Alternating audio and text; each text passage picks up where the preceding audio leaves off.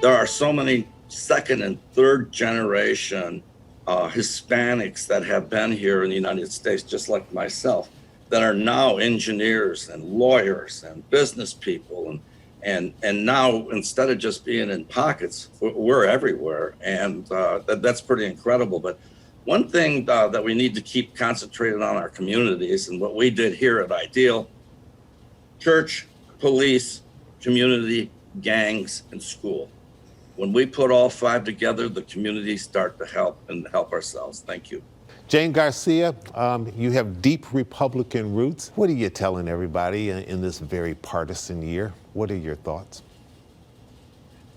I think it's, and I'm still Republican, whether you want to support this president or not. I think the issue is very clear to me more than anything else, is that we work together, and I have a long history of working and supporting all my Democratic friends, that we work together to make sure that that we at least get people to get out there and register to vote, to educate them how hard it was to get to vote. You know, African Americans, Hispanics, long history of not allowing them to vote, whether they were redistricted out or whether they were taken out by having a poll tax.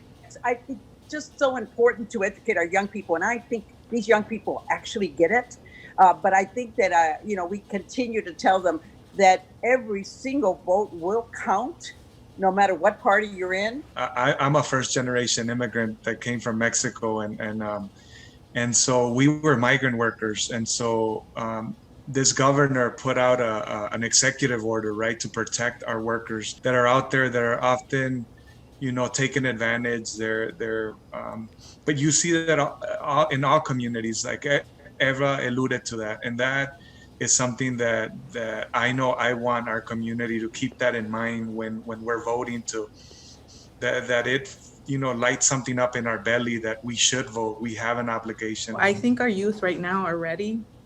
I think our adults are ready. I think a lot of the Latinos that I'm running across, they're ready for a change. They're ready for more justice to be served to our communities, because yes, a lot of times our Latino communities are, kind of being attacked on different fronts, whether that be immigration, whether that be economics, whether that be different things, right? So there's a lot of people that are looking at this opportunity for voting in, this season. We're launching the MiGente Vota campaign, which means that we're trying to get more Latinos registered to vote.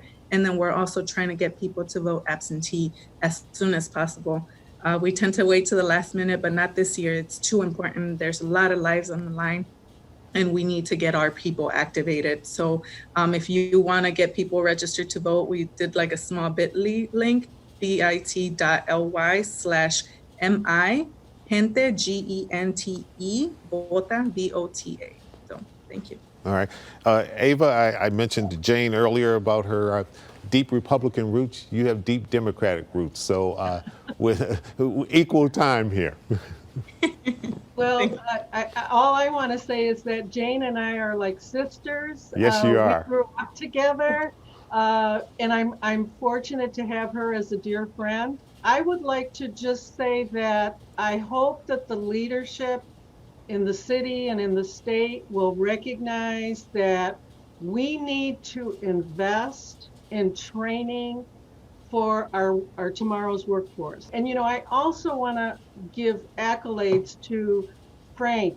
Frank, has been, a pillar in our Southwest Detroit, and actually in Detroit and Michigan, because he has hired a lot of our youth and adults who were unemployed, and especially in our community, the Hispanic community.